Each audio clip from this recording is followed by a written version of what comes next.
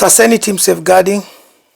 God bless you. I hope mko salama, mnaendelea vizuri. You guys are doing well.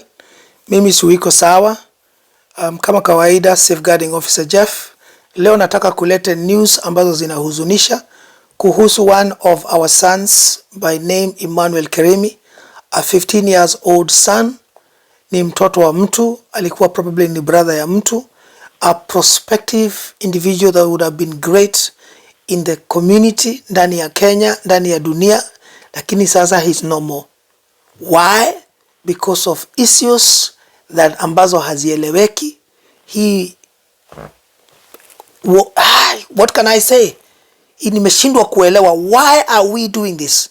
Nimekuwa nikiongea kila wakati kuhusu bullying, kuhusu safeguarding concerns za watoto wetu, especially ndani ya high schools, ndani ya schools, ndani ya manyumbani. We need to really understand these things deep, ya kwamba zina affect our lives. Huyu ni mtoto ambaye alipelekwa secondary school, and 10 days after kupelekwa something bad has happened. Lakini sasa inaonekana kuna mambo yanajaribu kuwa cooked. Kuna vitu zimebadilishwa kwa mkono. I don't even have a problem saying this.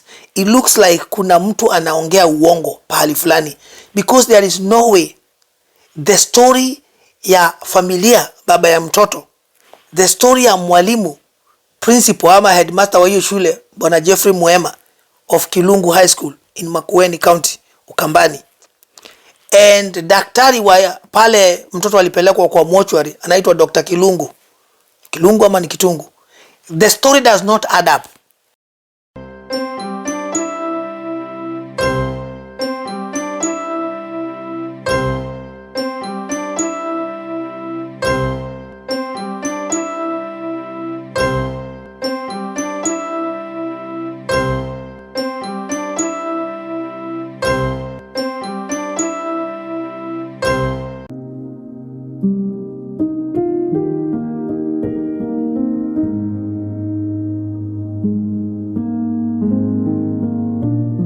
This is really a concern, na mimi nimepigwa butwa, nimeshindwa kuelewa, because nimekuwa nikiongea kila siku kama safeguarding officer Jeff, naongea kuhusu how schools should have safeguarding policies in place.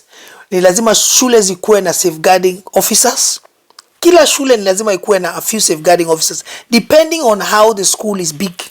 Kama shule iko na watoto zaidi ya 1,000, 2,000, 3,000, the more the students, the more the safeguarding officers should be employed in that school, ili waweze ku deal with issues pertaining safeguarding. Now, issues zile naongeaga za safeguarding is anything that is going to cause harm to a child, anything that is going to bring distress to a student, anything that is going to make a child's performance go down, anything that is worrying, anything that is of concern to a student, to even a family, to even walimu huko kwa hiyo shule. It must be dealt with by safeguarding leads. Every school must have safeguarding officers, but before they have safeguarding officers, they must have what we call a safeguarding policy. Every school, kama mnaongea na mko na watoto, mnafundisha watoto, you know things are going to happen in that school. Hata kama sio mambo mabaya, kuna mtoto atavunjika mguu akicheza mpira huko. Kuna mtu atagonga mwingine by a mistake. Kuna mwingine atafanya fujo na ghasia because that is how they are. Kuna mwingine ataiba kitu ya mtu fulani. So safeguarding policy must be there of how every child must be safeguarded in that school. Any school, tafadhali sikilizeni hapa, education PS na secretary. Nimeona juzi mwingine akiongea kuhusu eti wale walipata hii sijui wafanywe activity. Listen, what is fundamental, what is paramount ndani ya Kenya ni every school to have a safeguarding policy. It must be active in line. Na mimi nimeomba nikasema, if government inashindwa kufanya hii mambo, honestly I don't mind coming in handy na nisaidie mashukuru. Safeguarding policy is just a very simple document that should be put in place to ensure that every person that is in that school is safeguarded. Sio watoto tu peke yao. You have to safeguard your teachers from allegations kutoka kwa watoto. Kwa sababu kuna mtoto anaweza kwenda hataki kufanya masomo yake vizuri, anataka kucheza, anataka kufanya tabia mbaya, lakini akiadhibiwa na mwalimu ama akianguka mtihani, anataka kuwekelea mwalimu ya kwamba that mwalimu alikuwa ananitaka nikamkataa. So all this safeguarding policy protects every worker that works in that school. Kuna janitors, kuna cleaners, kuna whatever maintenance staff, kuna drivers, kuna chef huko. There is all sort of staff. There is teachers there. There is teaching assistant there. There is the administrative staff. Kuna wazazi wanakuja huko. You know, there are other peoples of influence like celebrities that come to do motivational speakers and all that. There's all sort of things that happen within schools. And every school must have a safeguarding policy. If a school does not have a safeguarding policy, it should not be operational. It should not be opened. Inafaa kuwa imefungwa. Kwa sababu kama haina safeguarding policy, how can you tell us how you are going to safeguard the students? How are you going to safeguard the pupils? How are you going to safeguard the teachers? How are you going to safeguard everybody in that school or in that institution? Show us. It's not possible. Sasa tuko na mtoto hapa, Emmanuel Keremi. The story is very inconsistent about how he passed on. Baba ya mtoto na familia wanasema kitu tofauti na vile Bwana Geoffrey Mwema school principal anaongea. Vile daktari kule mtoto alipokelewa kwa mochari anaongea kitu tofauti. So who are we supposed to believe? Hapa kuna foreplay. And the only thing that needs to really be on is the truth, because we have to understand what happened here. If this is how the school is behaving and acting, then we need to know, ili tujue kama hiyo shule iko sawa kuja kufundisha na kulelea watoto wetu huko, ama the school needs to be closed. Because if the school is going to have a scandal, if the school is going to allow a child to be monolized or to suffer trauma or to suffer something and is not telling the truth, why could this be the case? Because maybe they don't even have a safeguarding policy in place. Maybe there's not even a single safeguarding officer in that school. Now, beside kuwa na safeguarding officers, they must be in different places depending na shule iko kubwa namna gani, because they are the eyes of the school. Beside that, wao ndio wanaletewa report na wanafunzi ama wakufunzi ama workers ama parents. They are the ones that they will report. People will report issues of concern to safeguarding officers. And then a safeguarding officer will look at the issue and they will hand on the details and what they have seen and collected and all that to what we call a safeguarding lead. A safeguarding lead will be the one that will now conduct the investigation on behalf of the school. So, Shule, depending on how big it is, we must have a few safeguarding leads. And within our safeguarding leads, they will have their senior lead. So, of course, these safeguarding leads are watafanya kazi na kama ni boarding kama hiyo, ni lazima ikuwe na kuna healthcare facility of that school, because it's a school that has students and peoples or children and all that. So they must have a healthcare facility that they can take care of as a person that is fallen ill or done something, dislocate mguu, amevunjika. They can do first aid and all that. Every institution must have such a facility. So this safeguarding lead will work together hand in hand with professionals who are working within the healthcare facilities and the teachers and the principal to bring out a report that is conclusive of actual what happened. But it doesn't look like this school, Kilungu High School, has any safeguarding officer, because the person that should be spoken to is actually the safeguarding lead. Safeguarding lead, what happened? Wewe ndio unafaa kuwa una safeguard watoto. Your department is the one that is supposed to be understanding what is happening. Is moralization happening here? Is any child suffering bullying? How many bullying incidences have you received? Is harassment going on in here? Kuna racism ambayo inaendelea hapo? All sort of those things. The safeguarding lead should have that information. Lakini tumeona kama kuna any safeguarding lead. Guys, wachani kwanza niache kukasirika. Let me read some few things here. Nataka to watch a few videos ili muunderstand kwa nini niko na uchungu. I want you to watch these small clips. They are borrowed. Watch muone vile Mr. Geoffrey Mwema, the school principal, is saying about huyu mtoto. Anaongea kuhusu huyu mtoto aliumwa na tumbo tu for 2 hours na wakampeleka hospitali kama vile shule inafaa kuwa inafanya, and the child passed on. Let's have a look. This student fell sick and we did what we could, rushing him to the hospital to see what can save his life. The information that the boy had body injuries is false, and it can be confirmed through the medical report and also through the officers who are investigating the case. So umesikia vile mwalimu amesema. Si wache tuangalie vile daktari alisema wakati mtoto alifika kwa hospitali huko kwa mortuary. Wacha tuangalie. This is Dr. Kitungo, watu wangu. Al-Kirimi was brought in on the 25th of January at around midday. He was brought in as a body. He was dead on arrival. He was accompanied by a teacher. So no treatment took place in our facility, nor did any resuscitation take place in our facility. So umesikia vile Dr. Kitungo ameongea na vile amesema na vile amejaribu kujiondoa katika hiyo issue. Let us now listen to the father of this child who passed on and the family members. Sikuambiwa kama mzazi. Kitu ya pili, mtoto ni wangu ameaga, na sikuambiwa nikuje kuona mtoto wangu, lakini walichukua nafasi ya kuchukua mtoto mpaka wakamweka kwa mochari bila mimi kuona. Na kuna mambo fiche, kwa sababu kijana wangu hajawahi kuwa na complaint, hajawahi kuwa na ugonjwa, hajawahi kuwa na shida zote.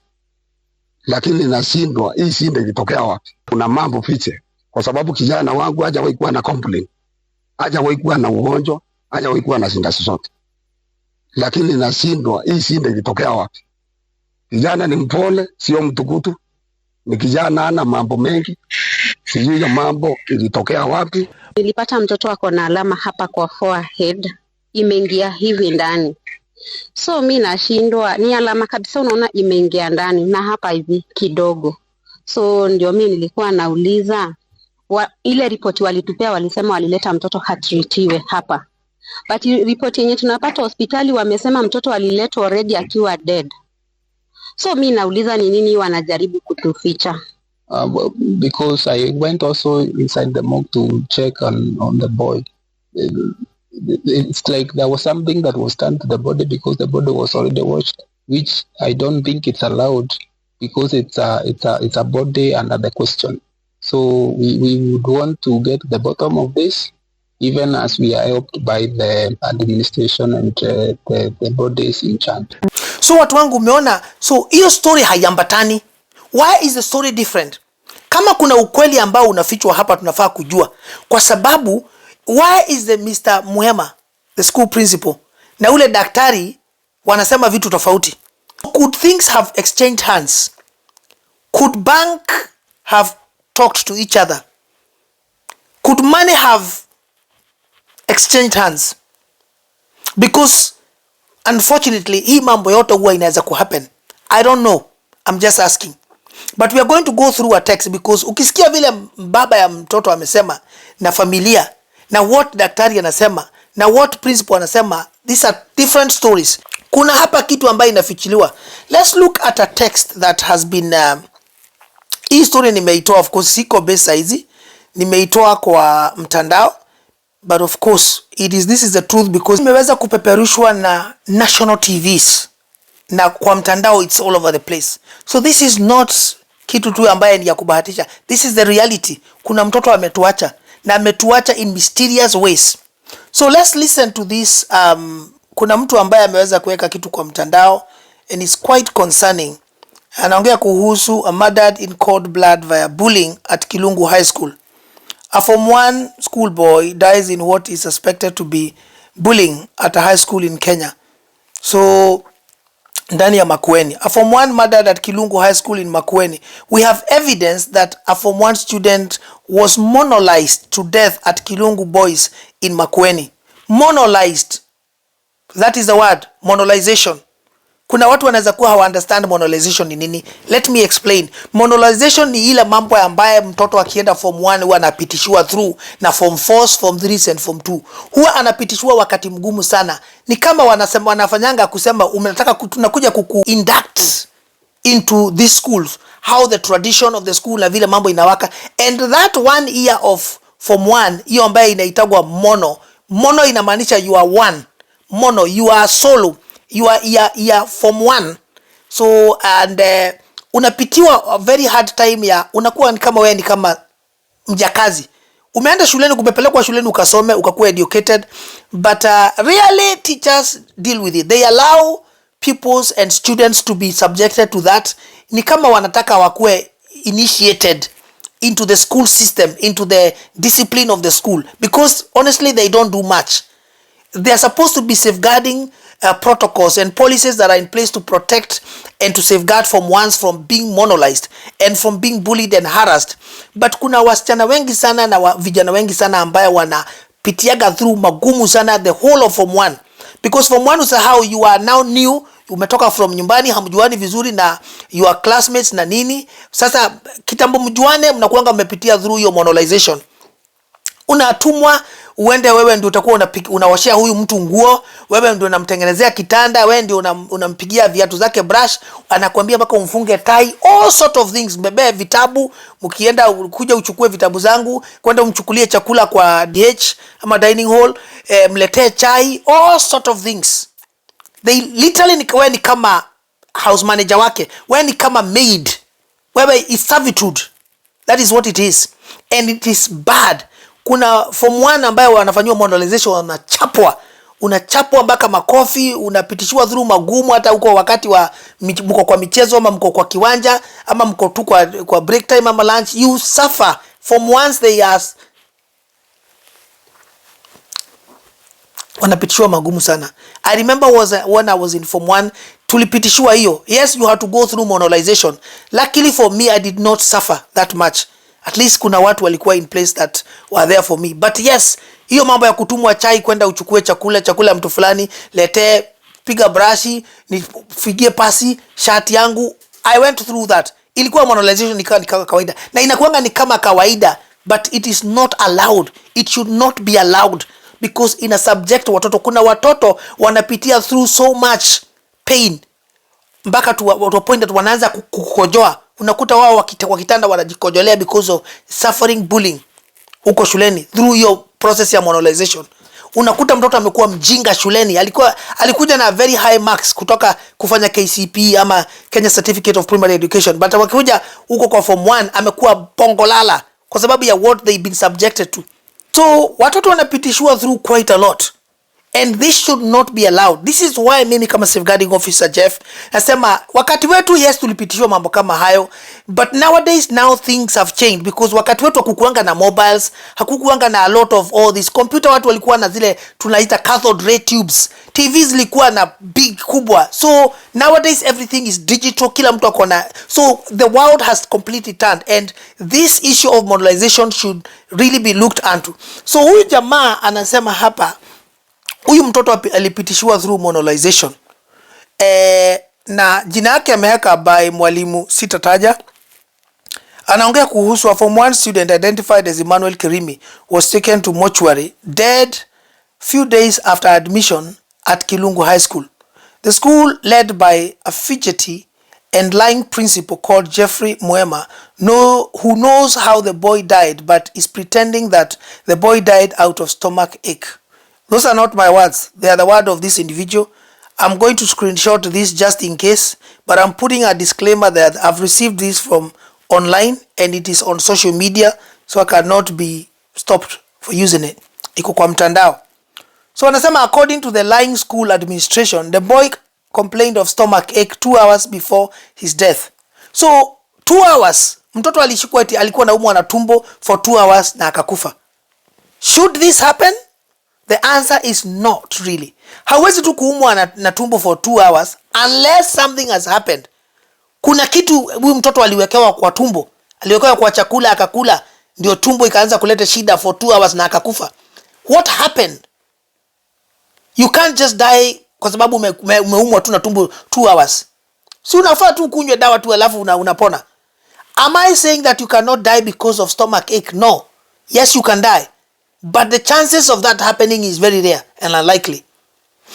So, this is a boy who has never been hospitalized. The interesting thing is that the school washed the body of the boy before delivering him to the morgue. Wait. If this guy is telling the truth, huyu ameandika hii kitu, why did the school see the need of washing the body of this boy who, according to him, was moralized and bullied to death? Wakachukua hiyo mwili yake wakaiosha. Why did they have the need of washing that body? Kwa nini? Kwa nini walikuwa wanaiosha? Si kama mtu ni mgonjwa anafaa kuchukuliwa tu vile yako. Hata kama alikuwa amebuliwa, kama alikuwa amefinywa, amegongwa, amefanya nini, kama kuna damu, si unafaa tu mchukue umpeleke hivyo hospitali ndio ujaribu kwenda kusave his life? Why do you have to put him through the process of washing his body so that then maybe he may look like as if he's not been subjected to 1, 2, 3 things? That is quite worrying. So if this person is actually telling the truth that huyu mtoto alioshwa, mwili yake ilioshwa kabla apelekwe kwa mortuary, there's a lot of things that are trying to be hidden. Kuna mambo yanajaribu kuwekwa chini ya carpet, and we must make sure we come to the bottom of this, because we should not allow our children to just suffer and die just like this. This is cruelty of the highest order if actually this happened. So anasema they did not inform the parent or anything close to that. So wait a minute. So huyu jamaa anasema not only huyu mtoto alipitishiwa through bullying, akakuwa moralized, akasuffer death ambaye parents hawakujua, akasema aliumwa na tumbo for 2 hours, na according to the video ile mliona ya headmaster alisema the school did what they needed to do to keep him safe. That question kwanza ilinisumbua mimi. Why did the school principal say walijaribu ku save his life? If indeed they were taking him to the hospital, Shule kama mtoto alikuwa anaongea kuhusu kuumwa na tumbo, the principal should not think the child was going to die, because people don't die just from 2 hours stomach ache pain. You go to the hospital, you are treated, and you return back to school.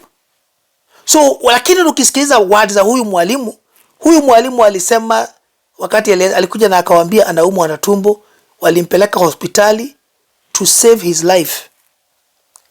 That's worrying. That is concerning, because definitely it looks like huyu mwalimu alikuwa anajua there was something beyond kuumwa na tumbo. Otherwise his statement would not have been like that. Angesema ni normal tu mtu akiumwa na tumbo tunampeleka kwa hospitali ama kwa dispensary so that aende afanywe matibabu ili aweze kurejea shuleni. Lakini for him to say that tulimpeleka hospitali to save his life, that is going too far for stomach ache. So this teacher knew something that he's not telling us. Huyu anaendelea kusema, however, after viewing the body, the parents noticed that his body has injuries. The injuries are consistent with moralization. So according to mwalimu alisema alipelekwa kwa hospitali na so that wajaribu kusave his life. Tumesikia vile Dr. Kitungo amesema. Dr. Kitungo alisema yeye alifika huko akiwa amekufa, and therefore they did not try to resuscitate him. They did not try to do any medical whatever, because he arrived there dead. So hapo already kuna kitu ule mwalimu anasema ambaye haifai, because mwalimu hakusema walipeleka mtoto, alisema walipeleka mtoto hospitali to try and save his life. That means the boy was not dead. So who is not telling the truth? I don't know how far the school and the hospital where Dr. Kitungo and is. So sijui kama of course mtoto alikufia barabarani ama namna gani. That needs to be ascertained.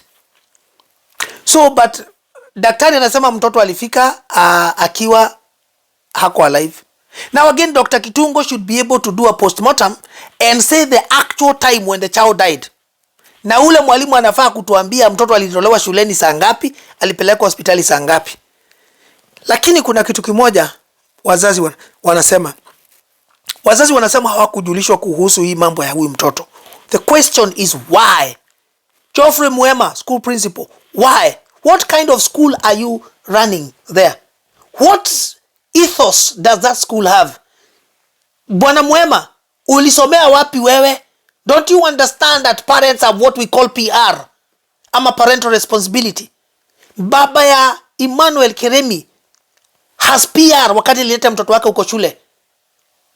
Yeye na familia yake, they have PR, parental responsibility. If the child is sick, you ring the parents, you ring them and you let them know that your child is sick, because kabla Keremi akuwe admitted huko, ni lazima wazazi wange sign every documentation. Huyu mtoto akianza kuumwa na tumbo, akifanya nini, sisi tutamhudumia hapa shuleni because we have a healthcare facility.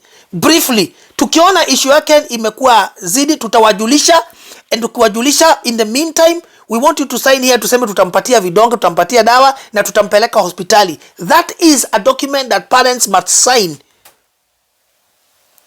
So, but in the meantime, wakati sisi akikuwa mgonjwa, we are going to ring you. So we need what we call information from you, which parents must provide. Mobile zenyu, email zenyu, contact zako wewe na bibi yako na another person. You literally have about 3 people. You, the father, the mother, and probably a third person, just in case inawezekana ukuwa umekosa mtu mmoja ama watu wawili. You can't really miss all the 3 people. Mujulishe mzazi, huyu mtoto hasikii vizuri, anaumwa na tumbo, ndio wazazi wajue. But according to the father, nothing was notified to him, yet he is the father. Huyu mtu ambaye anaandika hii text anasema you guys are lying, kuna vitu mnaficha. Daktari anasema Kitungo, mtoto alifikishwa kwa kuwa amekufa. Why is the child dead and the parents are not aware? What happened? Now this is the most concerning things. Mzazi alisema, family inasema, when they examined the body of their son, they noticed kulikuwa na, according to the report, kulikuwa na shimo hapa ambaye sijui ilikuwa some dents kwa kichwa. And that is not normally how he was, because it is their son, they know him. When they presented him to the school 10 days before, hakuwa na hiyo, but alikuwa na hiyo. Could this be the reason as to why body of this child was being washed before ipelekwa kwa morgue? Kuna mtu hapa haongei ukweli. So this is seriously, and this is concerning. So kuna problem big na ndani ya hii shule, and honestly we need to come to the bottom of this, because if Kilungu High School, this is how they are handling issues, this school needs to be closed quickly. Watoto wanafaa waondolewe hii shule na hii shule isimamishwe, ijaribu kuchunguzwa. Kilungu High School need to be closed, because this is bad. If one child can die, one child is one too many. In mysterious circumstances and situations, na ile ambaye kuna mambo yanajaribu kufichiliwa. The schools must be held responsible, and some people may need to spend years in jail, because this is not funny and it's not a joke. So huyu mtu anaendelea kusema, we wish to inform parents taking children to boarding school that most of those schools are congested. So mzazi ajue sana shule iko na watoto, idadi ya watoto ni ngapi. Uliza maswali, how many form 1s are you enrolling? How many form 2s do you have? Hiyo shule iko na watoto, idadi ya watoto ni ngapi? So they are too congested. Teachers are overwhelmed. Why are teachers overwhelmed? Because watoto ni wengi sana. Kama ukukuta klasi iko na watoto 40, 50, wengine hata 60. It's too much for you as one teacher to teach that high number of students. Because kila mtu anataka your attention, not unless you are not giving any sort of education that is worthless, that is worth anything. So those children are left on their own in those filthy dorms. All manners of ills are going in dorms at night. Form 1s are being sodomized and bullied, especially in schools that have weak principals like Mr. Mwema of Kilungu Boys. So huyu mtu anaendelea kuongea kuhusu kuna tabia chafu zinaendelea. Dormitories kule hao watoto wanalala ni chafu, ziko congested, kwa hivyo inaonekana kuna watoto wanaweza kuwa wanashare vitanda huko. All sort of things, watoto wanafanywa tabia chafu, wanashikwa, wanakuwa vijana wanakuwa wanafanywa tabia mbaya huko nyuma, wasichana wanafanywa kwa sababu ya weak principle kama Mr. Mwema. This is not safeguarding officer Jeff saying, it is this individual. I'm going to make sure I screenshot this message so that huyu mtu asikuja avute hii message and then I'll be said, oh, Jeff ndiye alisema hivi. I need to have evidence. And this thing anyway is in the social media public domain, so it's not a problem and we must address with it. There is another thing that huyu mtu anakuja anaendelea kuongea kuhusu wazazi, anajaribu kuadvise wazazi, ukipeleka mtoto wako boarding school, kwenda ujue mwalimu mmoja, sijui ukae mkuwe na mpango na yeye umlipe. I do not advocate that, because I advocate quality. Ningependa shule zikuwe na tabia mzuri. This is what I say to Dr. Ruto na administration yako akina Gachagua na wote. You must make sure that shule zote ziko na tabia na zinafuata nidhamu. They follow the curriculum ile ambaye imewekwa na serikali. But are these schools following that? Very rarely. If I try to look at statistics in Kenya, over 90% of schools do not have safeguarding policies in place. Matter of fact, they do not understand what safeguarding policy is. Do we have safeguarding officers in schools? The chances is no. Hata kama tuko na wao, do they understand what is it that they are doing? Do they understand what safeguarding is? The chances is very unlikely. How many safeguarding officers, if we have any at all, katika mashule, how many safeguarding officers do we have per watoto?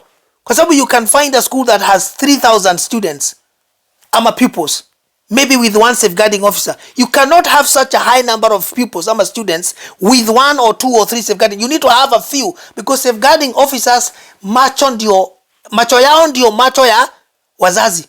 They are the one that are in that school kuona what is happening, to understand about nini naendelea hapa, bullying hapa, usiku wako huko wanaangalia dormitories, who is being subjected to what, ni nani wana masikio yao, is the ears of the school.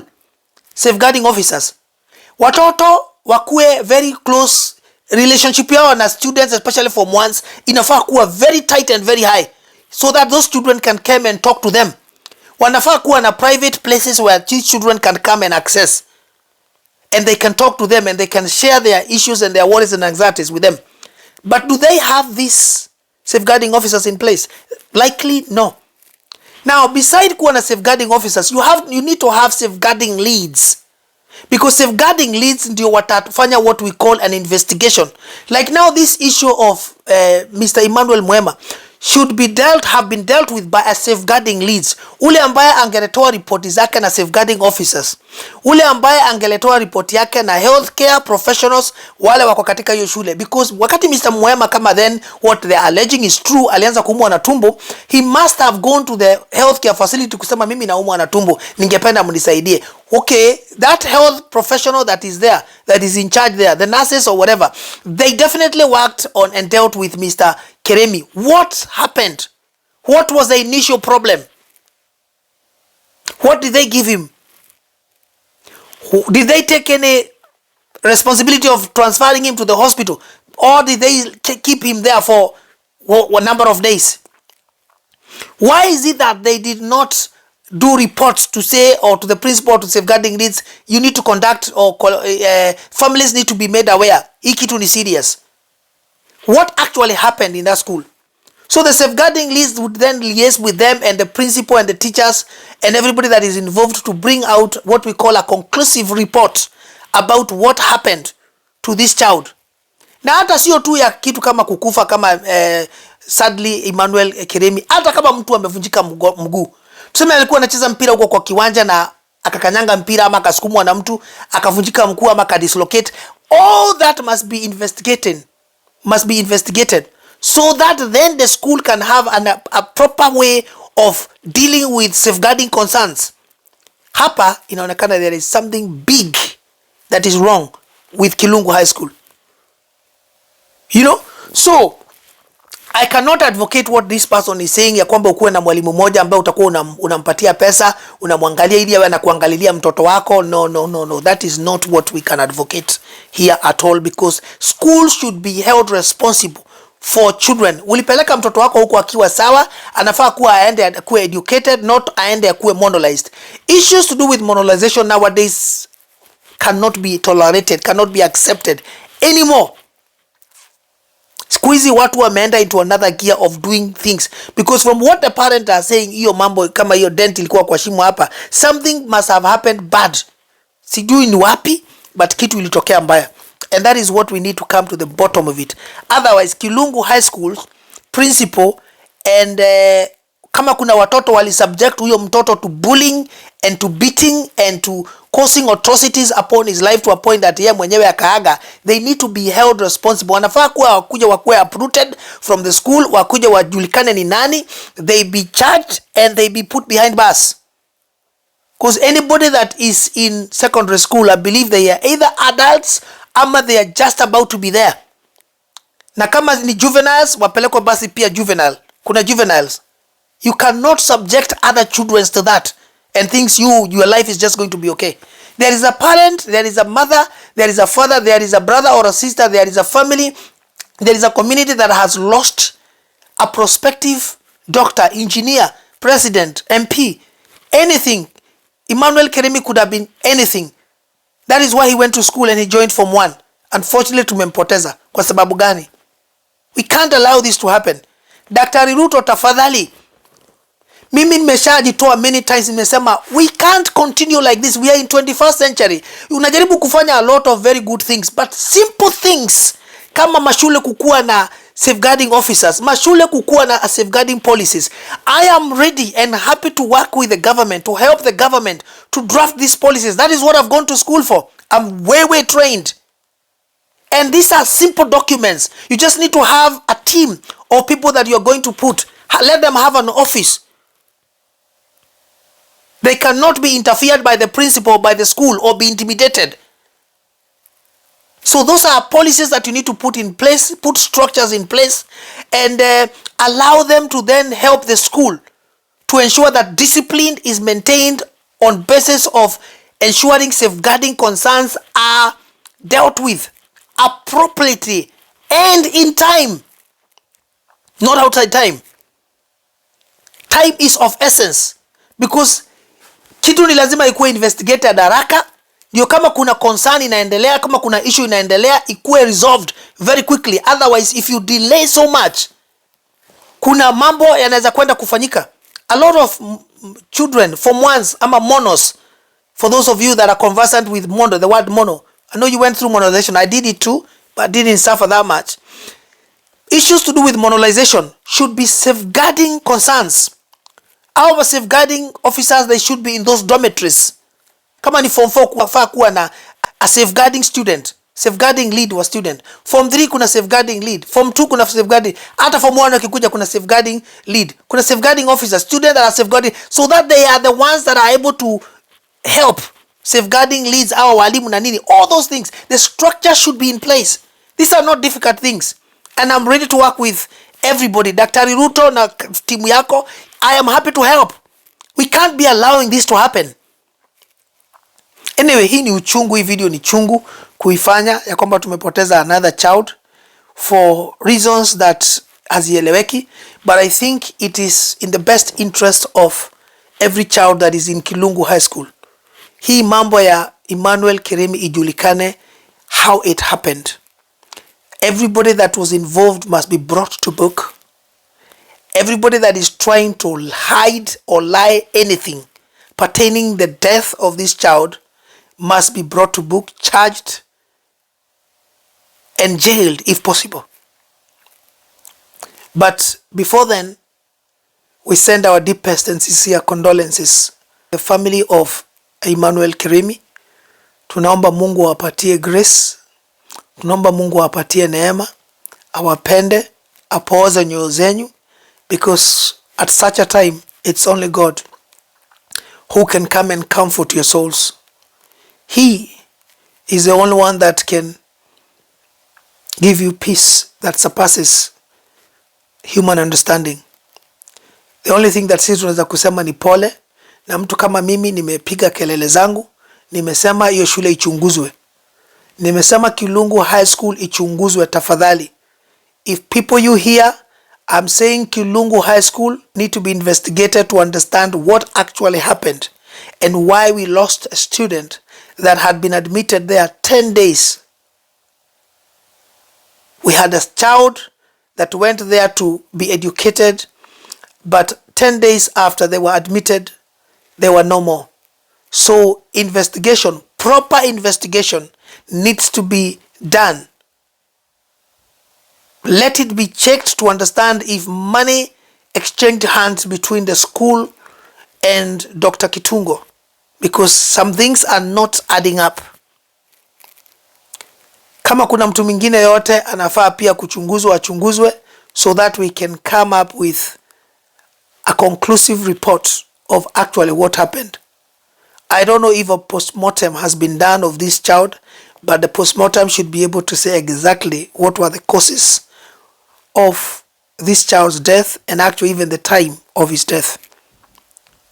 But again, that is why we need to do the investigation to ascertain ya kwamba money hazijapitishia, and probably I would not suggest huko kwa huko Dr. Kitungo.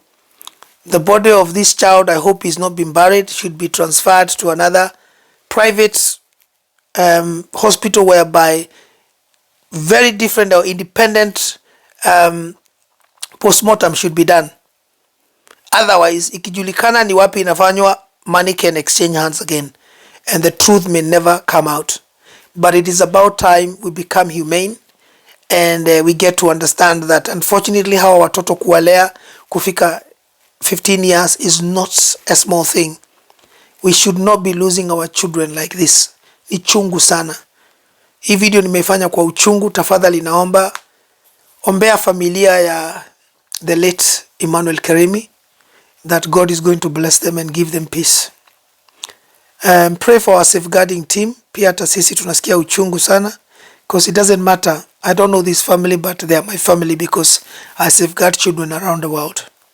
Tafadhali tia subscription yako, tia comment yako about this whole issue, na zaidi ya yote, can you kindly stand up and be counted? Showcase your love about this issue, ili tuweze kusaidia watoto wetu ndani ya shule za msingi, ndani ya shule za sekondari, even in the universities. God bless you. I will see you guys in another video.